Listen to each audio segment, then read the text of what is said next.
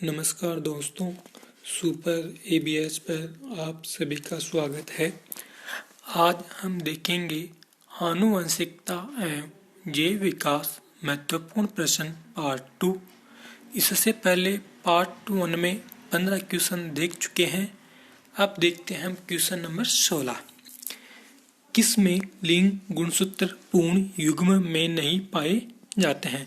यानी कि हम जानते हैं कि जो भी गुण दो तरह के होते हैं, गुणसूत्र दो तरह के होते हैं, एक अलिंग और एक लिंग।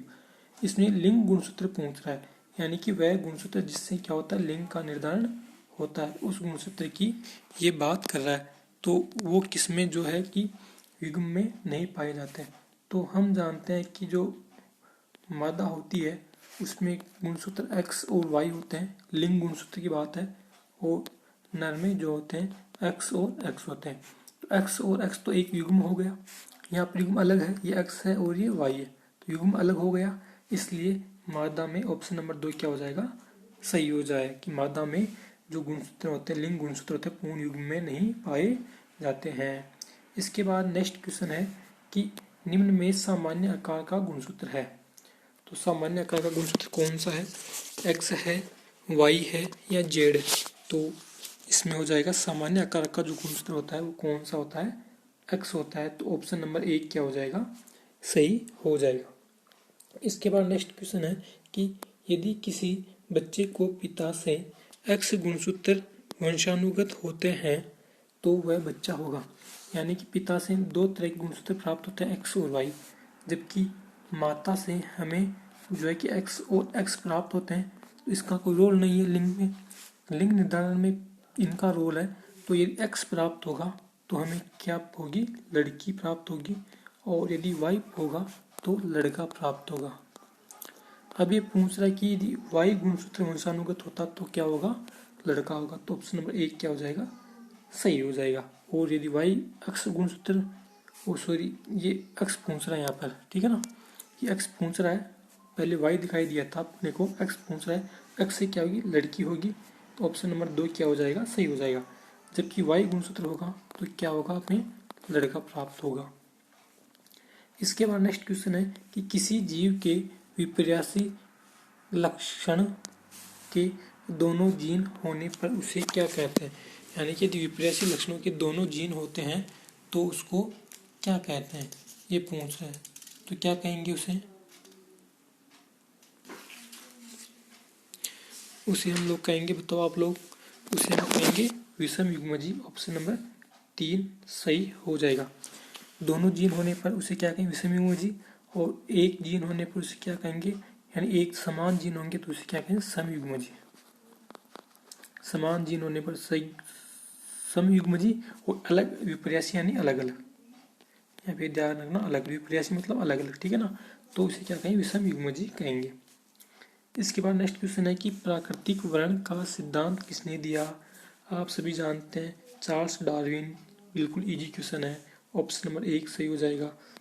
इसके बाद मटर का वनस्पतिक नाम क्या है, बताइए, बहुत इजी क्वेश्चन है, बताओ आप लोग, बताओ क्या होगा इसका। देखिए सही है क्या आपका,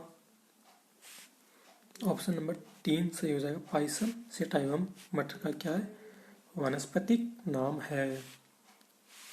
इसके बाद है कि फूल गोभी निम्न में से किस प्रकार के पुष्पों से विकसित हुई है। फूल गोभी मतलब आप लोग कौन सा पुष्प आएगा इसमें आ जाएगा वंदे पुष्प। कौन सा पुष्प आ जाएगा, वंदे पुष्प। वंदे पुष्पों से क्या विकसित की गई है, फूल गोभी विकसित की गई है। तो इसमें अपने ऑप्शन नंबर क्या हो जाएगा, 1 सही हो जाएगा। ऑप्शन नंबर क्या हो जाएगा, 1 सही हो जाएगा, वंदे पुष्प। इसके बाद नेक्स्ट क्वेश्चन है कि ट्राइबोलाइट क्या है। नेक्स्ट क्वेश्चन क्या है कि ट्राइबोलाइट क्या है। तो ट्राइबोलाइट क्या है, हम सभी जानते हैं, ट्राइलोबाइट एक प्रकार का क्या है, जीवाश्म है। तो ये तो जीवाश्म आ गया सभी, यानी चारों ऑप्शन सही होने चाहिए। ट्राइबोलाइट क्या है, जीवाश्म है। अब जीवाश्म है किसका, मेन बात तो ये कि जीवाश्म है किसका। तो ये किसका जीवाश्म है,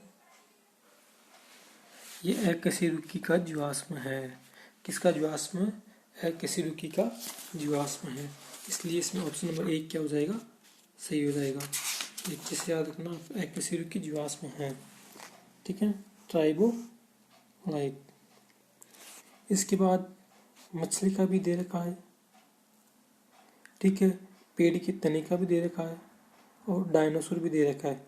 तो डायनासोर की जीवाश्म को तो क्या बोलते हैं, राजासोरस। क्या बोलते हैं, राजासोरस। इसके बाद नेक्स्ट क्वेश्चन है कि ये आपके वन वर्ड वाले क्वेश्चन शुरू हो गए हैं, एक शब्द वाले क्वेश्चन।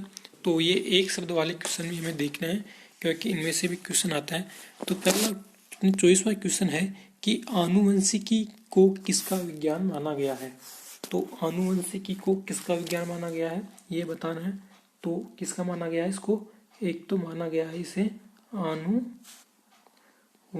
का, किसका, आनुवंशिकता का माना गया है। और दूसरा किसका माना गया है, और विभिन्नताओं का, आनुवंशिकता का और विभिन्नताओं का विज्ञान माना गया है। ये इसका उत्तर हो जाएगा कि आनुवंशिकी को किसका विज्ञान माना जाता है। तो आनुवंशिकता का और विभिन्नताओं का विज्ञान आनुवंशिकी को माना जाता है। इसके बाद 25वां क्वेश्चन है, जीन कहाँ पर स्थित होते हैं। बहुत अच्छा क्वेश्चन है ये कि जीन कहाँ पर स्थित होते हैं। आप लोग बताइए जीन कहाँ पर स्थित होते हैं। नहीं पता, चलो पता है, देखो देखें आपका सही है क्या। जीन कहाँ स्थित होते हैं, जीन होते हैं गुणसूत्रों पर।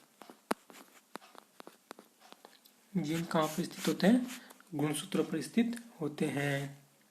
इसके बाद अपना 26वां क्वेश्चन है कि आनुवंशिक लक्षणों की वाहक का नाम लिखिए।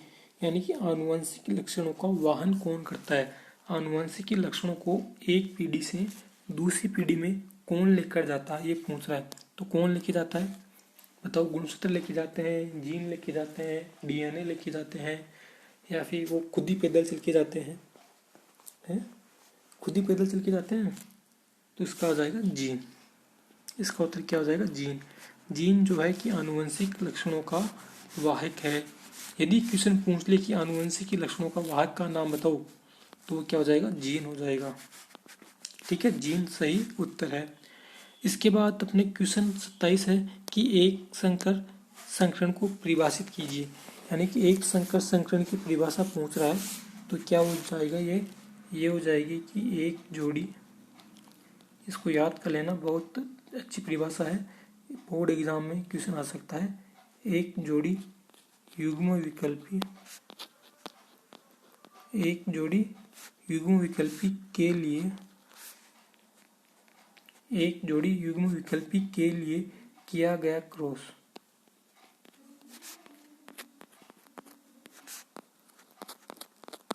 के लिए किया गया क्रॉस क्या कहलाएगा, एक संकर संकरण कहलाएगा, ठीक है। एक जोड़ी युग्म विकल्पी के लिए किया गया क्रॉस क्या कहलाएगा, एक संकर संकरण कहलाएगा। ये हो जाएगा इसका उत्तर। इसके बाद अपने 28वां क्वेश्चन है कि आधुनिक मानव स्पीशीज का नाम लिखिए। तो आधुनिक मानव स्पीशीज का नाम क्या हो जाएगा, ये हो जाएगा होमो सेपियंस,